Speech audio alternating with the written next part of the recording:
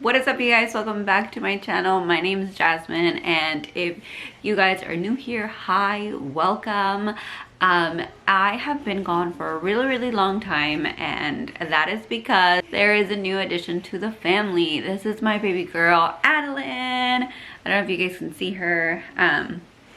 But yes, so in this video I'm going to be doing my labor and delivery story, which is a doozy because yeah, it was crazy to say the least. Definitely my most traumatic experience. On October 4th, I was having contractions, and they were getting frequent. They weren't as consistent as they should be. So, you know, they were every 10 minutes, every 7 minutes, every 5 minutes. And then the length that they would last, it was about 30 seconds to a minute. Most of them, I want to say, were Braxton Hicks contractions. But definitely some of them were the real deal. And during my OB appointment, I was already 3 centimeters dilated. So I knew that at any point it was going to go by very fast. It was at a point where it was in the evening, ready for the boys to go to bed. So it was between 6 and 7 p.m. And my contractions were consistent at 7 minutes apart. Now my hospital is about a 45 minute drive, and based on my previous labors, they go really fast. So I told Andrew, we need to go. If they turn us away, that's fine. We can probably stay at a hotel or something, because I was worried about the boys and who was I going to leave them with, especially if, the next morning I was going to be by myself. And what if I just went into labor? So we decided to leave. One of my friends, Erica, hey Erica, she came over to stay with the boys while my in-laws came over or took over. So we went to the hospital. They didn't know what to do with me. They were like, I don't know if we should put you in a room or in triage or what. So luckily this hospital was pretty abandoned. There was nobody there, and so they decided to put me in a labor and delivery room. So I started to get settled. They gave me the robe, everything. They checked me, and she said I was at a 6. I was 6 centimeters dilated, and I was like, what are you, what? Okay. And so they decided to keep me. They hooked me up, all of that. And then, so the nurse put the IV on the side of my wrist right here, and it hurt so stinking bad. That was the worst pain ever. So they hooked me up, they did everything. They kept me overnight. I think it was around midnight or something. I was like, you know what? Can I just go ahead and ask for my epidural? Because I know that you have to, based on my other experiences, usually it takes about an hour, 2 hours for the anesthesiologist to get here, and by then I think I'm gonna be in a lot of pain. So if y'all could put that in, and that would be peachy gravy, awesome. So they went ahead and did that. I got my epidural, and I was just like, yes, I'm ready for this girl to come. She's gonna be here. Y'all, I did not progress a single thing. I did not progress at all. So then the next morning my OB comes, she checks me, and she's like, what is going on here? Why is she here? Because she's only at a 5, and she's not at a 7. She's not anywhere near all these numbers that y'all were saying. And I was just like, excuse me, what? So I knew at that point I was screwed. I was so worried. I was just like, oh my gosh, so I shouldn't even be here. Is everything gonna be okay? What are they gonna do? I don't know what to expect. But then also I was just like, oh my gosh, thank the Lord that they actually took me in. I know this was a mistake, but whatever. That means that, if anything were to happen, I'm here. And it's basically getting induced, which I was so comfortable with the first time around with Parker. So anyway, she decides right then and there to break my water. And then for some whatever odd reason, they gave me a peanut ball. I've never had a peanut ball before. I don't know what that does, but they told me to lay down on my side and put the peanut ball like between my legs. I did that. They told me they were gonna come back and check me in 30 minutes so that I could flip over to the other side. They never came over to flip me over, and I was just like, what in the world is going on? Then the other OB came. She's part of the clinic where my doctor is, so she came in to check me, and I don't know, this lady was in there for like 45 minutes checking around, moving around, doing all kinds of things, but it was so excruciating. Like, when I tell you I was in so much pain, I was in so much pain. My epidural was not working. I felt every single thing that she was doing down there, and I just wanted to cry. Like, it was horrible.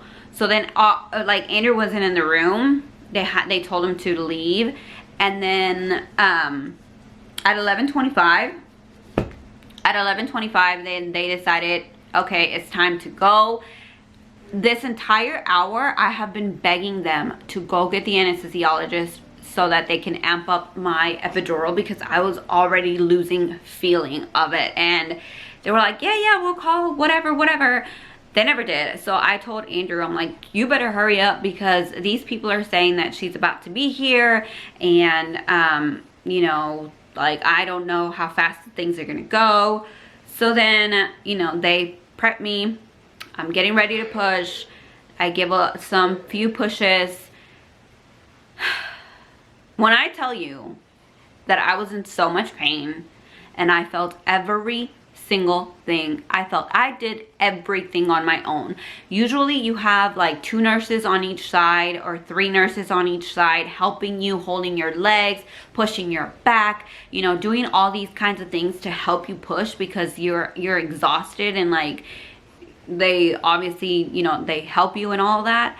I had nobody. Andrew was on my left side, and then I had these 2 nurses on my right side. They were doing it, well, like, one of them was just watching, and the other one was just like there. I don't know what she was, like, checking the monitor or something. But I was pushing. I was using every single ounce of my strength to get this girl out of there, and I just could not do it.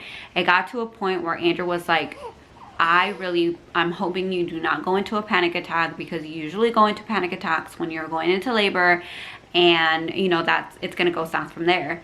So then the lady that's checking the monitor, she's like, oh my gosh, she's going in distress, the baby. We need to do something quick. And they gave me oxygen, so I had an oxygen mask on, and they're like, push and whatever. Anyway, she was out. They asked Andrew if he wanted to cut the cord. He cut the cord for the boys, I believe. But this time around, he was just like, no, I don't want to do it. So I was just like, I'll cut it myself. So I cut it. And yeah, this doctor was so rough whenever my placenta needed to come out. I was just in so much pain. The placenta was probably even worse than the labor. Like, the pediatric nurse comes in and she's like, she has low blood sugar, so we're gonna need you to give her a bottle. Then they tell me they're gonna give her formula because she's having like low blood sugar, and they have to get that up, and they'll see how many ounces she drinks and check her again. Like, it was poke after poke after poke. When I tell you that these people did not come into the room whenever they said they were gonna come, like, it was horrible. I had to call them. I had to be on top of them, like, hey, I'm about to feed her. At one point, like, she was crying. I decided to give her breast milk, and the nurse got mad at me. She's like, you cannot give her breast milk because we're checking her blood sugar, and this can affect it in the negative way, blah blah blah. And I was like, well, what am I supposed to do? Like, if I don't breastfeed her, she's not gonna get that colostrum. Do you have a pump that I can use? Because it is a hospital, right? They've given me breast pumps before. And she's like, no, we don't do any of that. And I'm like, excuse me, what? She's like, we don't do any of that for our regular patients. We only give breast pumps to NICU. So if you want your daughter to be in the NICU, then yeah, like, don't feed her, and then she'll be in the NICU, and then you can do all that. And I'm like, I was shooketh. I was so shooked by what she said. I was just like, what? I'm just not, this is ridiculous. I cannot even breastfeed my own child. So then, so then Wednesday, they finally, like at night, they're like, okay, now you can go ahead and take a shower. Tell me why the water was freezing cold. There was no hot water at all.